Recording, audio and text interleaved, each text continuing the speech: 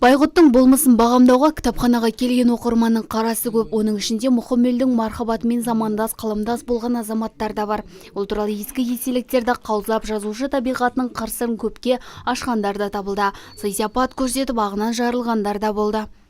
Өзіміздің жақсымызды, өзіміздің жүйрігімізді, оның артқы аяғын тағасы мынандай, алдыңғы аяғын тағасы мынандай, біреу күмістен, біреу жезден деп, соны анықтап, сонымен мақтанып жүрмейміз ба?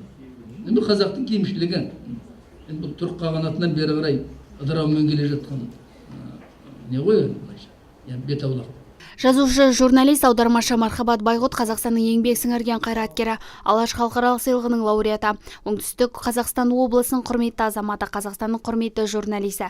Қайраткер өз сөзінде рухани жаңғыру бағдарламалық мақаласын біздің өңір өзге облысқа қарағанда ерекше насихаттау керектігін айтады. Себебі ұлысымыздың ұйытқысы алтын құрсақты аймаққа сол жарасымда. Сіздерменен бір ауамен тыныстап, мынадай осындай оңтүстік Қазақстанда өмір сүріп, бірлігімен ынтымақ жарасқан өңірді тіршілік кешіп жатырмыз.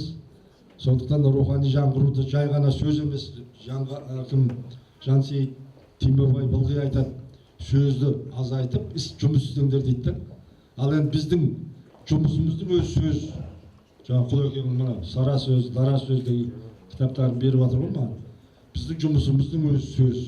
Қызыл сөзді безей бергенше жұмыс істеңдер деп облыс әкімі жиі айтады. Алайда біздің жұмысымыз сөзбен байланысты. Сөз маржан теру біздің қызметіміз. Қайраткер Мархабат Байғұт осылай деп сөзін қорытындылады. Өмірдің өзін кітапқа айналдырып, кітаптан өмір жасай алатын біртуар жазушы алдағы уақытта да өз жұмысын мінсіз атқаратынын айтты.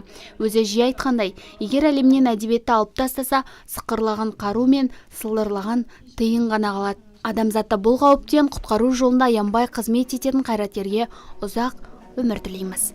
Лаура Сарман, Елшат Адашев, Нарньюз.